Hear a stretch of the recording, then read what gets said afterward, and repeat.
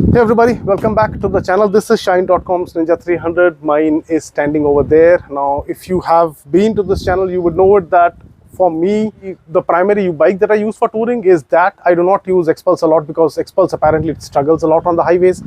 And now that I'm getting older, I start getting a little bit of backache using that, right? So that bike is not in stock format. I have installed the risers on that. Now, this is stock bike the way as you would get it from showroom. This is Shine.com's bike. Let me show you what the posture is when I'm riding on it, right? So I would sit this way.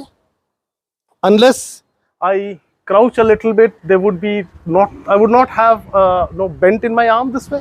So if I need a bend for more relaxed posture, I have to crouch down a little bit. Otherwise, I'll have to sit straight. And if you see this is completely straight. There's no bend. That's why I feel a bit of strain on my forearm as well as my triceps. But if I show you on my bike, which has the 1-inch risers, see, again, same bike, same posture, but then look at my hands right here, right? You can see a bend. So just 1 inch of riser, that causes a lot of difference. That's exactly what I'm trying to show here.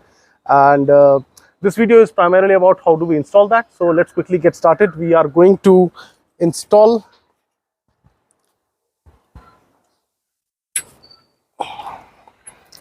these are the risers. We are going to install this on Shine.com's bike, and then we will let Shine.com ride it. He just came from home riding. His home is like 12 kilometers, I think, and he knows how it feels.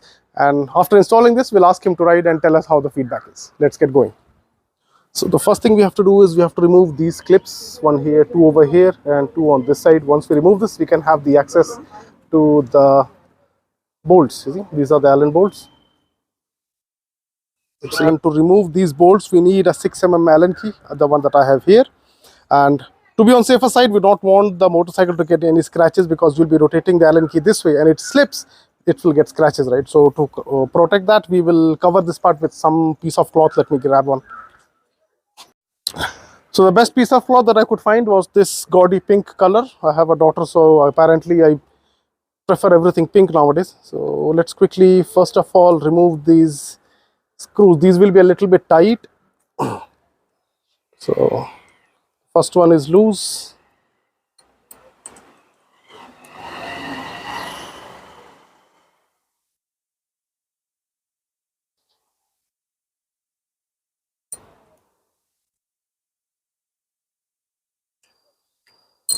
First one is out. Similarly, we have to take the second one.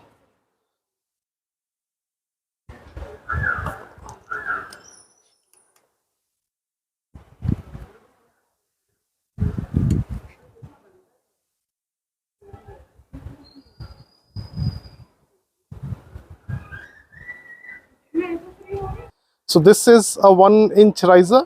This I have procured from Amazon US. It costed me like $45 plus another $4 at taxes. So total, let's say it's $50, which would convert into, let's say, 4,000 change. Now these are the stock bolts, and this is the replacement bolt. This has come along with this 1-inch riser.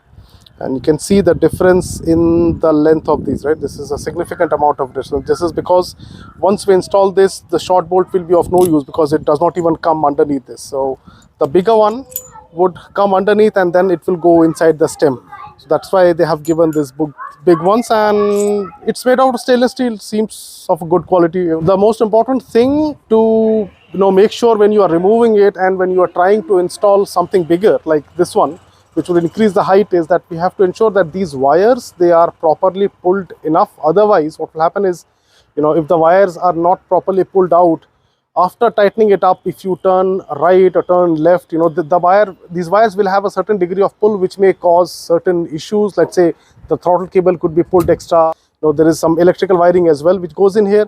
So just make sure that you give a nice pull to them and they have a decent stretch, so that if you keep the handlebar this way, there is enough room for the wires to stay there, right? Because the height is definitely going to increase.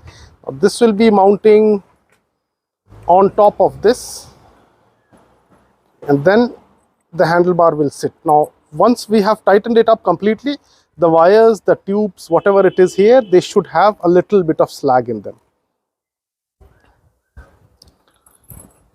Now all we need to do is we have to align this. Just make sure that you are setting it up properly, because if you fix it this way, the holes for the screw will not be aligning. So we can just mount it gently and then keep the handlebar on top of it. Once these things are aligned together, just make sure that you double check and triple check it, because the handlebar is the main thing that helps you connect to the bike. Otherwise, if it's not at right place, then it can cause serious degree of damage. Now we'll gently push the bolts inside.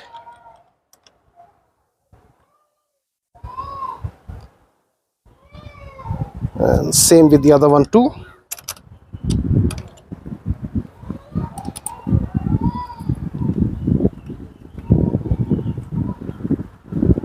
If needed, you can apply a little bit of grease or a gel or something to the these Allen screws before pushing them in, so that they do not catch rust. Or you can spray a little bit of WD-40 or whatever you have, and then we just tighten it up properly.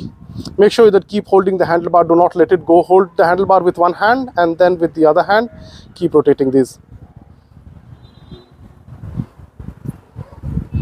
Okay, so once you have installed these, give them a nice tight twist. Again, as I said, the main thing that connects you with the motorcycle is the handlebar. So make sure that this is sufficiently tightened up. Don't leave any room for this going loose.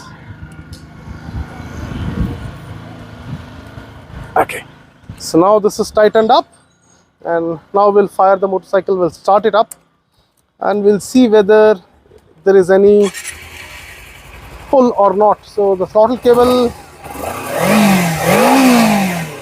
so let's twist and turn the handlebar on both the sides to ensure that the throttle cable is not being pulled, and that everything is working fine or not. These are the aux light switch. This is working, this is working, no issues. So now we are going to remove this and we'll fix the riser on this side as well. One more important thing is that this side we have more number of cables. So sorry, the kids are shouting there in the background. Give them a proper stretch again, pull them out, because you know the clutch cable is right here. There are possibilities that a clutch cable can get damaged. There is a lot of electrical wiring which controls the entire switch gear.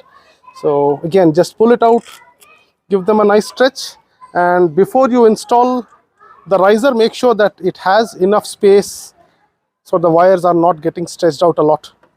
Let's put this back here.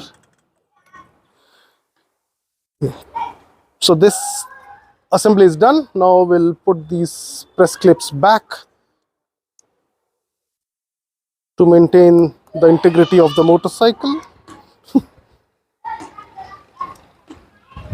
Once we put this back in, just hit it with something so that they don't come out.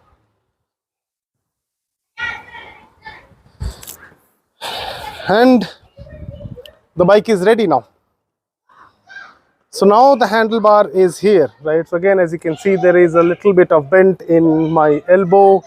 I have a lot more relaxed posture. I do not have to hunch down a lot. Anyways, the Ninja 300, it does not require a lot of commitment from the rider in terms of position, the ergonomics, but then still this thing definitely helps. And yeah, this feels much better. Now we'll go on highway ride very soon. We'll see how good is it, how comfortable it feels. Shine.com is the one who wanted this.